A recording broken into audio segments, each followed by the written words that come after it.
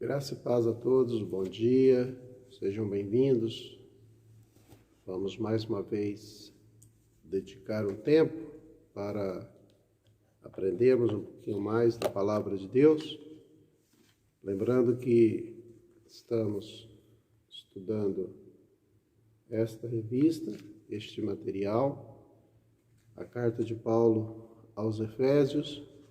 Estamos caminhando para o final, estamos já chegando bem próximo, da conclusão desse estudo. Hoje nós faremos a 10ª lição, lição 10 de 13, e falaremos hoje sobre deixando os velhos hábitos para acolher a nova vida. O nosso texto está em Efésios, capítulo 4, cada um de vocês podem procurar na sua Bíblia, Efésios capítulo 4, versículos 17 ao versículo 32. O texto nos diz o seguinte: E, portanto, digo isto e testifico no Senhor, para que não andeis mais como andam também os outros gentios, na vaidade da sua mente, com o seu entendimento obscurecido, separados da vida de Deus pela ignorância que há neles, pela cegueira do seu coração, os quais, havendo perdido todo o sentimento, se entregaram à lascívia para cometerem toda impureza com ganância. Mas vós não aprendestes assim a Cristo, se é que o tendes ouvido e por ele fostes ensinados, como a verdade está em Jesus, que concernente ao procedimento anterior, vos despojeis do velho homem, que é corrupto segundo as cobiças do engano, e vos renoveis no espírito da vossa mente, e vos revistais do novo homem, que segundo Deus é criado em justiça e verdadeira santidade. Por isso deixai a mentira e falai a verdade, cada um com o seu próximo, porque somos membros uns dos outros. Irai-vos e não pequeis, não se põe o sol sobre a vossa ira, nem deis lugar ao diabo. Aquele que furtava, não furte mais, antes trabalhe, fazendo com as suas mãos aquilo que é bom, para que tenha o que dar ao que tiver necessidade. Que nenhuma palavra imprópria proceda de vossa boca, mas aquilo que é bom para promover a edificação, para que ministre graça aos que a ouvem.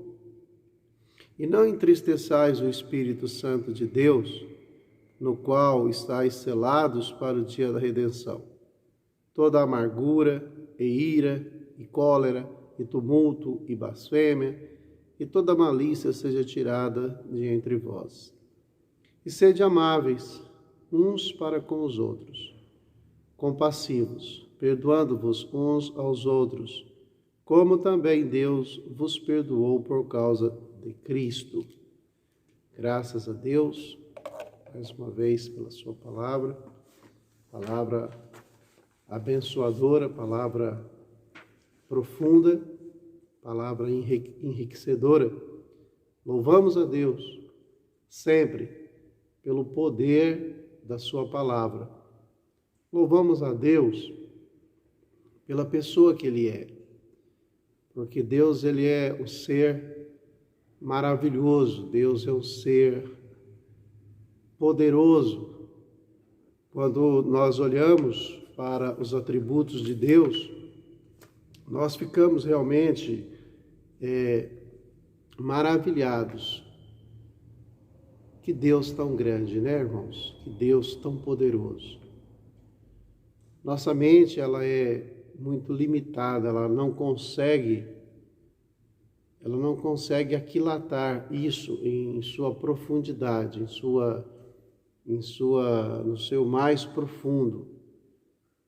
Como poderia também uma mente criada, uma mente finita, compreender o infinito, a mente infinita? Quando a gente estuda o livro de Jó, nós podemos ver a tentativa de Jó em argumentar, em questionar Deus. Mas chega um ponto que Deus diz assim para Jó: Jó, aonde você estava quando eu formei o mundo?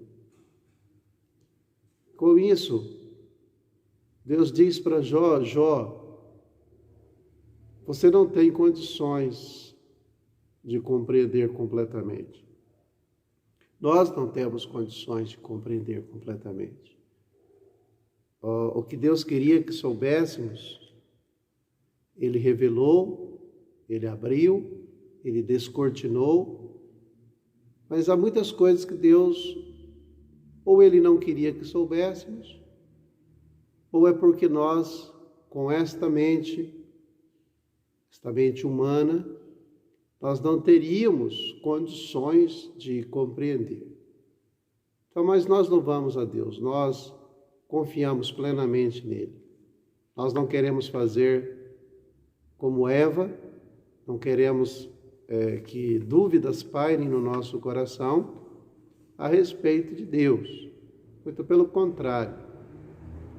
Nós queremos fazer como Abraão, que era o pai da fé. Nós queremos crer incondicionalmente, queremos crer sem reserva. Nós entregamos toda a direção, todo o cuidado da nossa vida nas mãos de Deus, porque nós sabemos que Ele é poderoso, que Ele é Deus. E o mais incrível é que esse Deus tão grande se importa conosco, seres tão pequenos. Como cantamos naquela música: e apesar desta glória que tem, tu te importas comigo também, e este amor tão grande me leva a ti, tu és tremendo. Deus é tremendo, Deus é maravilhoso, e nós amamos o Senhor. Amamos a Ele acima de todas as coisas. Queridos irmãos, o texto de hoje vai nos mostrar a necessidade de deixarmos aí os velhos hábitos para acolher a nova vida. O texto do versículo 17 ao versículo 32 traz um assunto muito extenso.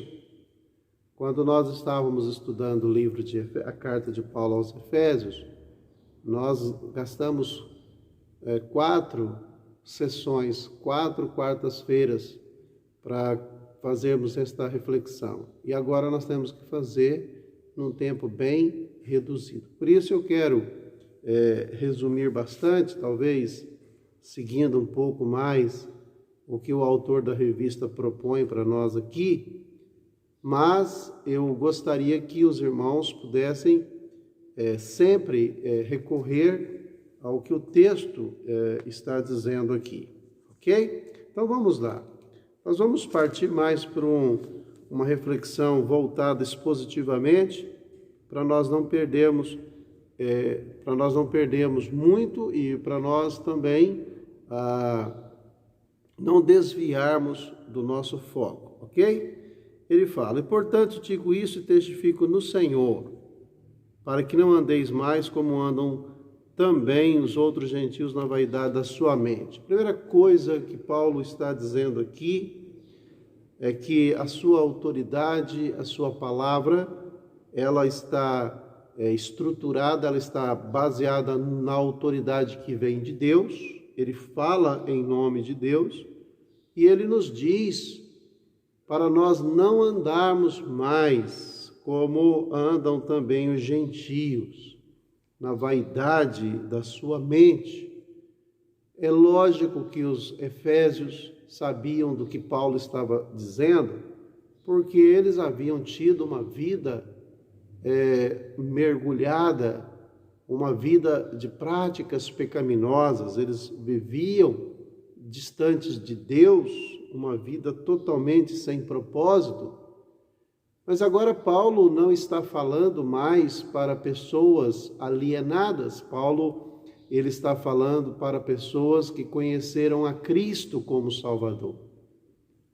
Creio que neste momento eu também estou falando, na maioria daqueles que me ouvem, eu estou falando a pessoas que também conheceram a Cristo como seu único e suficiente Salvador.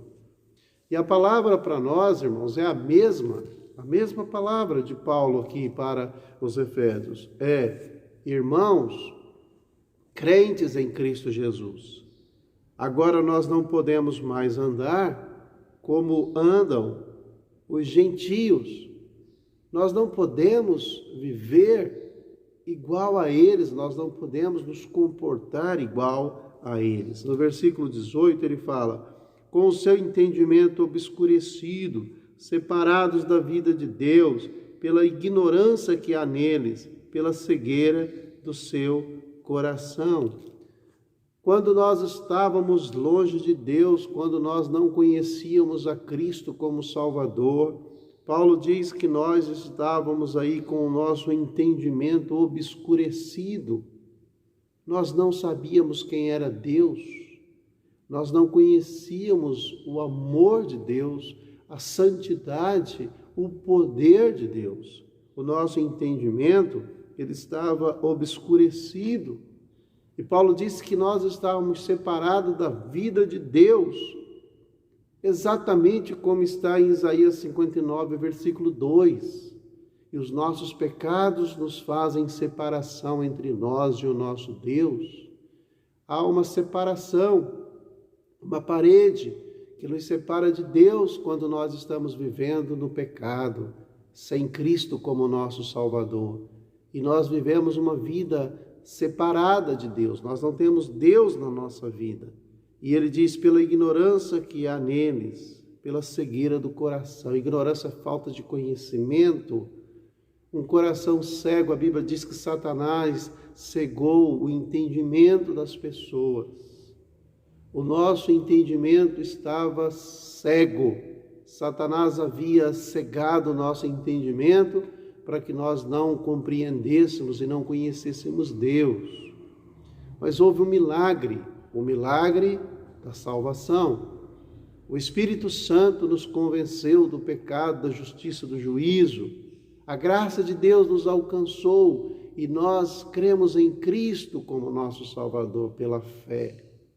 E agora, Paulo está dizendo aos Efésios, e também a palavra de Deus está dizendo a nós, nós não devemos mais andar como os gentios, porque eles estavam separados de Deus, eles naquele momento estavam se referindo àqueles que ainda não haviam conhecido a Cristo. Paulo disse que eles também estavam vivendo uma vida sem Deus e eles estavam vivendo na ignorância que havia neles, com o coração cego, sem entendimento de Deus.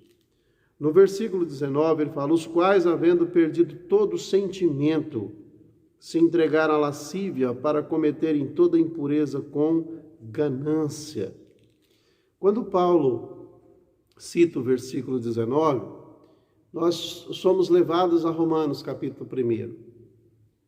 Os quais, havendo perdido todo sentimento, se entregaram à lascívia.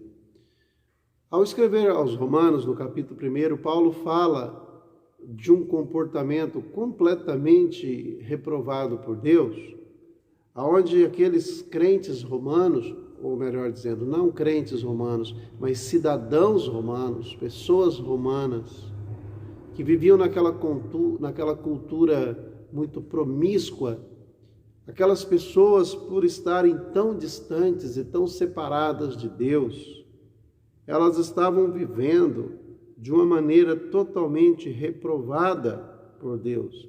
Eles haviam perdido todo o sentimento Irmãos, como é triste quando as pessoas perdem todas as suas referências. Como o ser humano, ele perdeu suas referências. Eu digo referência a Deus, palavra de Deus, aquilo que Deus nos ensina. E passa a se balizar por coisas tão diabólicas. E naquele momento, quando Paulo escreve aos Romanos, no capítulo 1, aquelas pessoas estavam vivendo piores do que animais. Eles haviam perdido todo o sentimento e eles se entregaram à lascívia de uma forma completamente desenfreada, ao ponto de um homem desejar ter relações sexuais com outro homem, ao ponto de uma mulher desejar ter relações sexuais com outra mulher. Eles são entregues, entregues totalmente à lascívia, eles se entregam, eles colocam seus corpos à disposição deliberadamente ao pecado, sem se preocupar com o juízo de Deus, sem se preocupar com a moral que Deus nos ensina, sem se preocupar com a verdade, sem se preocupar com a moral e os bons costumes, simplesmente atendendo a desejos físicos, carnais, ilícitos. Eles se entregam a estas práticas. Eles estão aqui perdendo totalmente todo o seu sentimento e se entregando à lascívia para cometerem toda a impureza com ganância. Que triste. Este é o retrato, esta é a situação daqueles que vivem sem Jesus. Esta é a situação daqueles que abandonam Cristo e voltam à prática dos pecados antigos. Paulo está dizendo, irmãos, Paulo está falando a crentes, e ele está dizendo, vocês não podem andar mais assim, vocês abandonaram esta vida, vocês não podem voltar mais a fazer estas coisas. Eu quero fazer aqui um registro. Eu me converti muito cedo, não sei se muito, mas me converti cedo. Certamente há outros crentes que nasceram na igreja e no momento que reconheceram que eram pecadores, aceitaram a Cristo. Eu me refiro a pessoas que não viveram a vida do mundo. Então, para estas pessoas soa estranho o que Paulo está dizendo aqui, porque Paulo estava dizendo para pessoas que haviam se convertido depois de adultas. Mas eu quero aplicar uma palavra, eu quero associar ao que Paulo está dizendo, porque este é um princípio. Irmãos, a mim e a você, que talvez conhecemos Cristo muito cedo e não nos aprofundamos na prática do pecado do mundo, quando Paulo diz que nós não devemos voltar à prática daquilo que fazíamos antes, associa você, não devemos voltar à prática daquilo que faziam aqueles que não conheciam a Cristo e que viviam na prática do pecado. Mas olha que maravilhoso. No versículo 20, Paulo fala assim: mas vós não aprendestes assim a Cristo. Mas vós não aprendestes assim a Cristo. Paulo não está dizendo, mas vós não aprendeste assim de Cristo, apenas um conhecimento teórico. Mas Paulo está falando, vós não aprendestes assim a Cristo. E Paulo diz que o nosso conhecimento de Jesus deve envolver relacionamento pessoal, íntimo. Nós conhecemos Cristo pessoalmente, intimamente, como Deus, Filho de Deus, como Salvador, que nos amou, que nos resgatou, que nos lavou com seu precioso sangue. Nosso conhecimento de Cristo não é teórico, nosso conhecimento de Cristo é prático. E Paulo diz, vós não aprendestes assim a Cristo. Esta não é a vida que vocês devem levar em Cristo. Mas só que Paulo diz, se é que o tendes ouvido e por ele fostes ensinado, como a verdade está em Jesus. Paulo fala, se é que o tendes ouvido. Esta palavra quer dizer assim, é provável que alguns efésios pudessem não ter tido uma experiência pessoal de salvação com Jesus. Então, neste caso, esta palavra de Paulo não teria tanto efeito em suas vidas e provavelmente eles poderiam voltar às práticas antigas. Eu digo a você, meu irmão, que não consegue permanecer em Cristo, que tem dificuldades de servir o Senhor, que deseja voltar à prática dos pecados anteriores. Talvez esta palavra se aplique a você, talvez você não conheceu Cristo verdadeiramente. Cristo talvez não tenha transformado verdadeiramente a sua vida. E por conta disso você não terá muita dificuldade em voltar à prática do pecado, se entregar à ganância ou se entregar à lascívia com ganância. Mas aqueles que conheceram a Cristo, mas vós não aprendestes assim a Cristo. Nós que convertemos verdadeiramente, nós entendemos que a nossa vida, ela precisa ser uma vida de retidão, uma vida que agrada ao Senhor. No verso 22 ele fala que concernente ao procedimento anterior, vos despojeis do velho homem, que é corrupto segundo as cobiças do engano. Qual é a ordem? Para nós que conhecemos a Cristo, a ordem é nos despojar do velho homem. Quando nós, com um tempo maior, estudávamos Efésios, eu dizia que é o momento de despir da mortalha, tirar roupas de mortos. Como somos identificados? Quando você vai ao cemitério, todos os que estão ali são identificados como cadáveres, mortos, podres. Mas quando você está numa festa ou quando você está num ambiente social com muitas pessoas, você identifica pessoas vivas, que estão ativas. Obviamente, diríamos que suas roupas são roupas diferentes. As roupas dos mortos são sujas, apodrecidas. As roupas dos vivos são limpas, cheirosas. Então, Paulo está dizendo que nós devemos nos despojar do velho homem. Toda a roupa suja, todo resquício, tudo aquilo que fazia parte de um comportamento antigo, pecaminoso, deve ser retirado de nós. Então, isso é nos despojar do velho homem, que é corrupto segundo as cobiças do engano. Esse homem velho não servia aos propósitos de Deus, esse homem velho não agradava a Deus. Então, Paulo está dizendo para nós nos despojarmos deste velho homem. E aí no versículo 23 ele fala, e vos renoveis no espírito da vossa mente. É preciso, eu falava em um outro momento para vocês que mudança precisa acontecer de dentro para fora. Mudanças que acontecem de fora para dentro não duram, não são eficientes. Mas a mudança boa é aquela que acontece de dentro para fora. Nós precisamos lembrar que Cristo nos transformou por dentro. E essa transformação interior, ela se manifesta exteriormente. E quando nós temos um relacionamento pessoal com Cristo, quando nós somos crentes em Cristo Jesus, nós então somos transformados por dentro e essa transformação interior transforma a parte exterior. E quando nós temos a Cristo, nós enxergamos que roupas velhas não cabem mais e não são devidas mais a nós, ou elas não são compatíveis.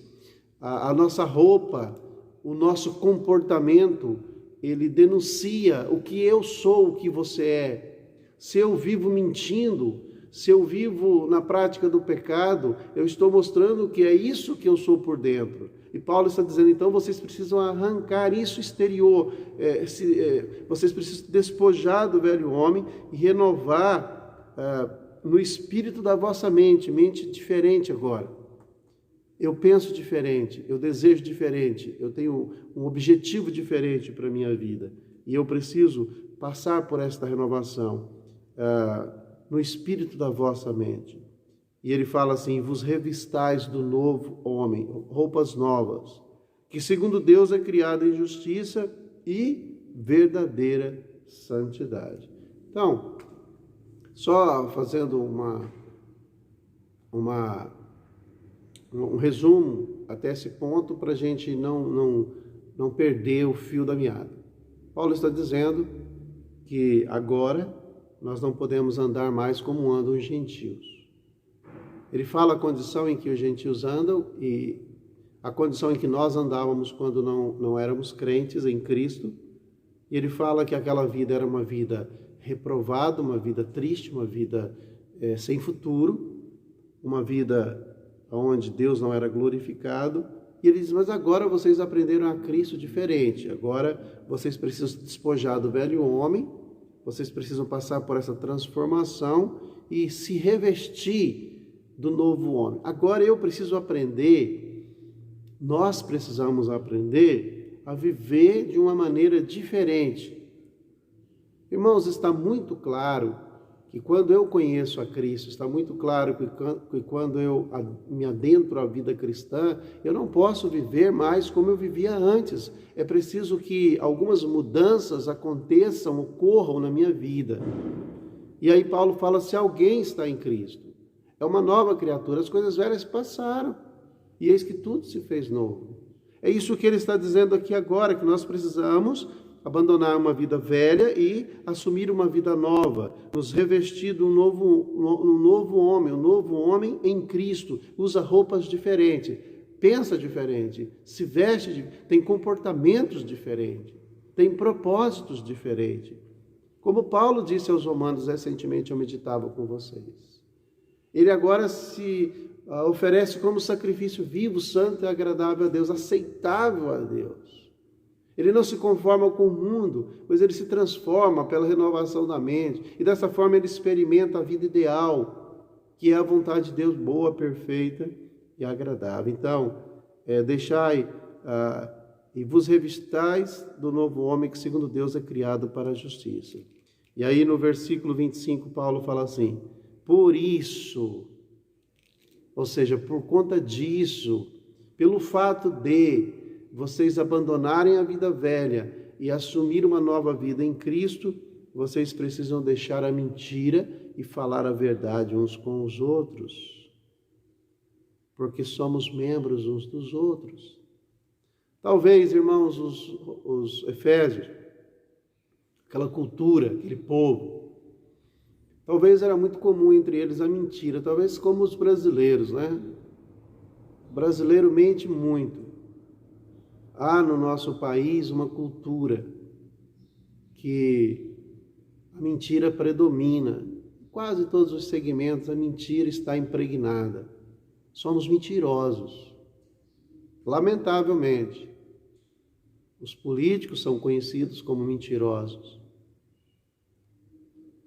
Os comerciantes são conhecidos como mentirosos. Temos medo de todos e de tudo, porque a mentira domina. Mas Paulo está dizendo que entre nós não deve existir mentira, para que a nossa casa não seja dividida como estamos falando na mensagem da IBD, para que sejamos edificados e para que possamos construir com segurança. Paulo está dizendo, deixai a mentira. A mentira faz parte de uma vida velha. Fale a verdade uns com os outros, porque agora vocês fazem parte de um corpo onde vocês precisam cuidar uns dos outros. E a partir desse momento, do versículo 35 em diante, 25, Paulo nos mostra essa importância, a importância de cuidarmos da estrutura da unidade que ele falou anteriormente, a unidade do corpo, a unidade da igreja. E ele fala assim, irai-vos e não pequeis, não se põe o sol sobre a vossa ira. Paulo admite que a ira, ela pode acontecer, mas ela pode acontecer com a moderação, com domínio. A ira não deve nos levar ao pecado. A ira deve ser controlada. Não se deve pôr o sol sobre a nossa ira. Quer dizer que a nossa ira não pode ser uma ira duradoura. Porque quando a ira permanece, isso vai desencadear em outros graus da ira. Onde muitas vezes nós podemos ver que a nossa ira, quando perdemos o controle dela, ela se torna em furor, ela se torna em cólera. E isso traz grandes prejuízos para uma comunidade, para uma sociedade, para uma igreja. Então nós podemos sim ficar irados, e há algumas razões que nos levam, alguns motivos. Mas nós não devemos irar ao ponto desta ira ser transformada em pecado. Muitas pessoas matam, muitas pessoas ofendem, muitas pessoas machucam outras. Paulo está aqui querendo mostrar que os crentes, eles não podem apenas se preocupar com eles mesmos, mas eles precisam se preocupar com a igreja, eles precisam se preocupar com o corpo. Uma coisa é quando você faz algo que afeta apenas você, outra coisa é quando você faz coisas que afetam outros. Quando eu faço coisas que afetam a mim mesmo, é problema meu, eu que vou sofrer o dano. Mas quando eu faço coisas que afetam os outros, eu preciso ter controle disso, porque eu não tenho o direito de ferir os outros, de ofender os outros. Eu posso ficar irado, mas eu não posso permitir que a minha ira venha machucar as outras pessoas. Paulo fala assim: não deis lugar ao diabo. O diabo quer encontrar brechas nas nossas vidas. O diabo quer encontrar espaço, ele quer encontrar áreas em nossas vidas onde ele possa ter o controle. Ele encontrou brechas na vida de Eva. Ele encontrou brechas na vida de Pedro. Ele tem encontrado brechas na minha vida. Ele tem encontrado brechas na sua vida. Mas Paulo está dizendo assim: não deis lugar ao diabo, porque o diabo, quando encontra uma brecha, ele não precisa de muito espaço, porque ele está como um leão ao nosso redor, bramando, procurando a quem ele possa tragar. O diabo quer nos destruir, o diabo quer destruir a igreja, o diabo tentou destruir Jesus, o diabo tentou destruir Deus. O diabo é um ser derrotado, mas ele quer encontrar brechas em nossas vidas, e ele tem muitas vezes encontrado. Nós não temos muitas vezes obedecido e seguido a orientação da palavra, e muitas vezes nós temos dado lugar ao diabo. Você quer um exemplo? Quando é que damos lugar ao diabo? Quando clicamos onde não devemos, quando permitimos aquilo que sabemos que é proibido, mas permitimos pequenas demonstrações grátis, pequenas amostras, brincamos muitas vezes, achamos que depois teremos controle e não teremos, porque o diabo então assumirá o controle. O que Paulo está dizendo é para nós não darmos lugar a ele. Não deis lugar ao diabo. E aí, talvez irar, talvez outras atitudes das quais Paulo trata que ele estivesse querendo mostrar que isso seriam brechas que estaríamos dando para o diabo. Talvez irar, ficar irado com o irmão e não procurá-lo para corrigir a situação e deixar o sol se pôr e entra dia e sai dia, nossa ira aumenta. Talvez o que Paulo está dizendo aqui, isso é dar lugar ao diabo. Isso é permitir que o diabo tenha material, combustível para incendiar a nossa vida, o nosso relacionamento. Então Paulo está dizendo, definitivamente, irmãos, não deis lugar ao diabo.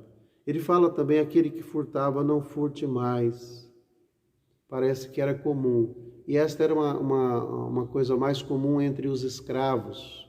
Os escravos, por conta de terem necessidades, de serem privados de tantas coisas, muitas vezes os escravos acabavam roubando. E Paulo falava muito dos escravos também, mas Paulo fala a cada um de nós para não roubarmos ou para não furtarmos. E ele fala, ele coloca aqui para nós um ensinamento que sobrepuja esta proibição. Ao invés de roubarmos, de furtarmos, Paulo diz: trabalhem, para que com o fruto do vosso trabalho vocês não apenas atendam às necessidades básicas de vocês, mas vocês também tenham condições de ajudar escravos que têm necessidade ou outras pessoas que são privados de muitas coisas. Então, vocês não terão apenas o suficiente, o necessário para vocês, mas vocês também terão como ajudar aqueles que têm necessidade. Então ele fala: aquele que furtava, não furte mais, antes trabalhe, fazendo com as suas mãos aquilo que é bom, para que tenha o que dar ao que tiver necessidade. Continuando, no versículo 29, Paulo fala assim: que nenhuma palavra imprópria proceda da vossa boca, mas aquilo que é bom para promover a edificação, para que ministre graça aos que ouvem, que nenhuma palavra imprópria. Recentemente, não muito recente, falávamos sobre a língua. Tiago fala que quando você pega um cavalo, um animal forte, você controla toda a força desse cavalo, controlando a sua língua. Mas ele disse que o homem não consegue controlar a sua língua, e a sua língua é um fogo destruidor. Como nós temos destruído pessoas, relacionamentos, amizades, como nós temos destruído comunhão por conta de palavras que proferimos. Mas Paulo está dizendo, irmãos, que nenhuma palavra imprópria proceda da vossa boca. Que da nossa boca não saia palavras de maldição, palavras de espraguejamento, palavras de murmuração, palavras de ódios, palavras que suscitem ira. Mas Paulo está dizendo que da nossa boca deve sair palavras que promovam edificação, que propague o amor, que glorifique Deus. Irmãos, sem entrar muito nessa questão, eu quero dizer para você que esta é uma responsabilidade sua, é uma responsabilidade minha. Nós somos responsáveis por aquilo que falamos. Algumas pessoas dizem que nós somos aquilo que comemos na vida física. Olha o resultado. Mas na vida espiritual nós somos aquilo que pensamos. A boca fala daquilo que está cheio o coração.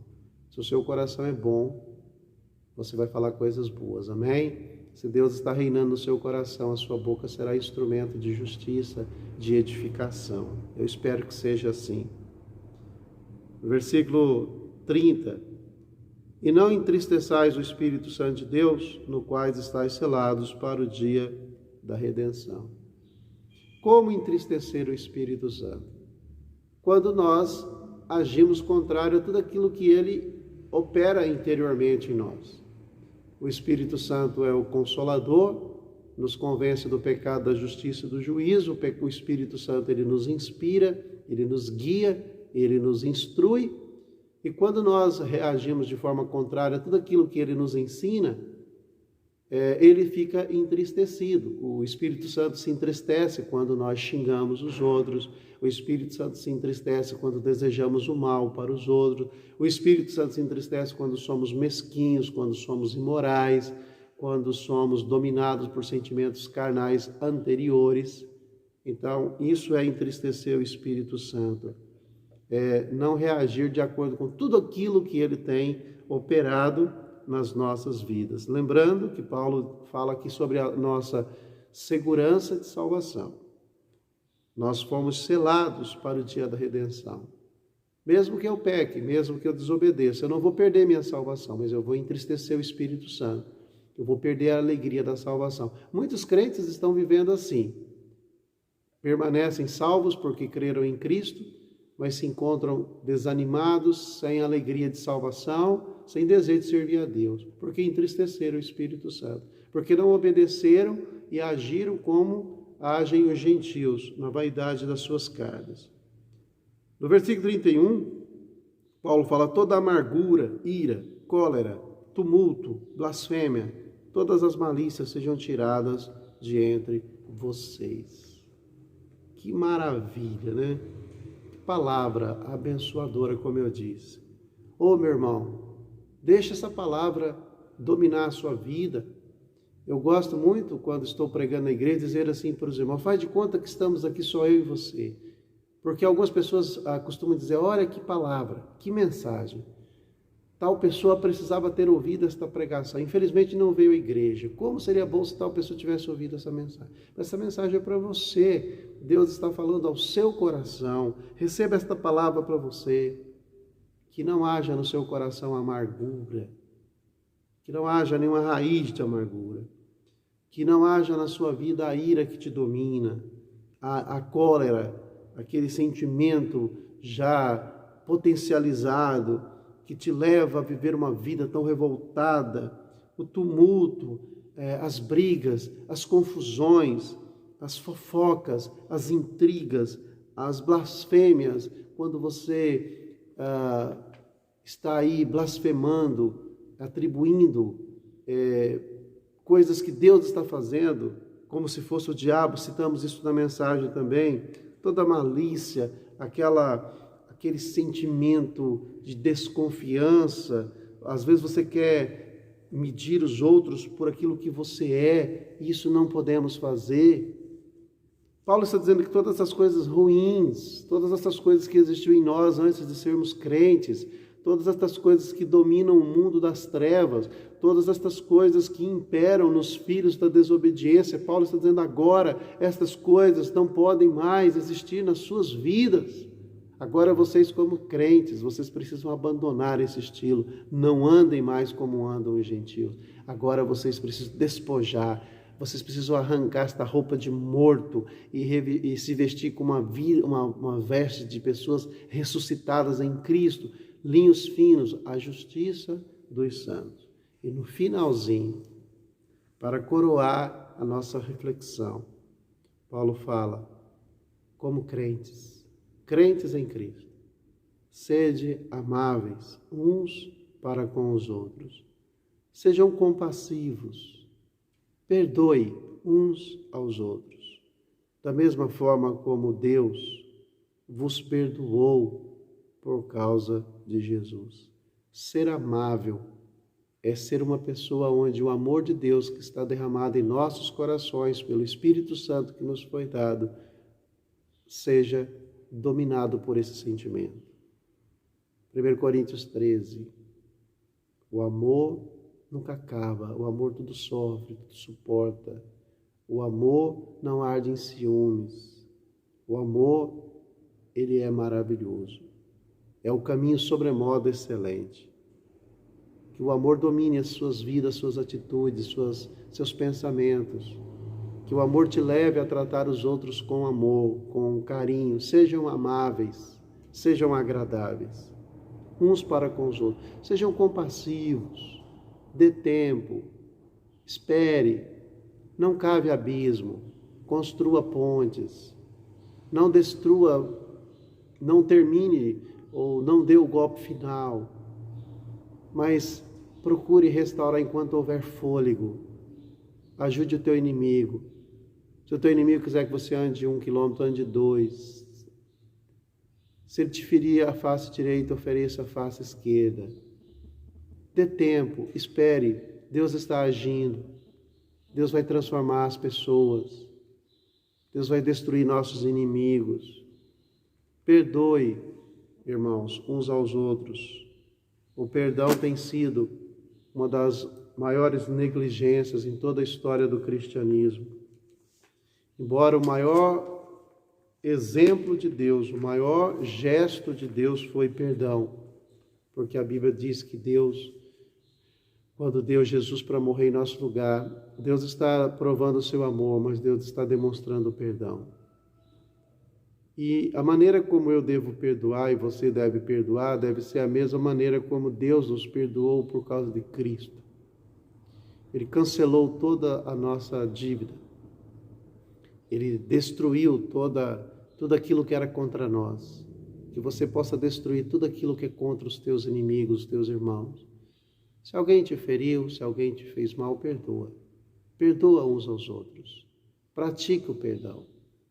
Aqueles que são transformados em Cristo Jesus têm capacidade de perdoar. Perdoe, reconstrua relacionamentos, restaure relacionamentos. Continue acreditando, confiando em Deus, no seu poder. Que Deus possa te abençoar nesta manhã, através desta lição, que nós não venhamos andar mais como andam os gentios, que nós possamos a cada dia nos despojar do velho homem, deixar as práticas antigas e adotar práticas novas, assumindo uma nova identidade, a identidade em Cristo, vivendo uma vida agradável ao nosso Deus, porque Ele é digno, Ele deu seu Filho para morrer em nosso lugar, para que nós pudéssemos ter esta vida agradável a Ele. E para que você tenha um entendimento ainda maior, do que Paulo está dizendo do versículo 17 ao 32. Paulo está dizendo que a nossa conversão, ela é uma metamorfose. Uma lagarta, ela se transforma numa borboleta. Lagarta é um bom símbolo daquilo que éramos antes de conhecer a Cristo. Éramos asquerosos, sujos, nos arrastávamos no pecado. Mas borboleta é um símbolo muito forte para mostrar a nossa nova vida em Cristo. Animais lindos ou insetos lindos, multicoloridos, representam alegria, voam, representam liberdade, totalmente diferente. A borboleta, ela é totalmente diferente da lagarta. O novo crente é totalmente diferente do velho crente. O novo homem é totalmente diferente do velho homem. São comportamentos e atitudes diferentes. Então agora que estamos em Cristo, agora que somos cristãos em Cristo Jesus, a nossa vida tem que ser diferente. Que Deus te abençoe, que Deus te ajude a ter uma vida realmente abençoada, uma vida onde Deus seja glorificado e aonde o mundo possa ver Jesus Cristo em nós. Amém? Fiquem com Deus, fiquem em paz.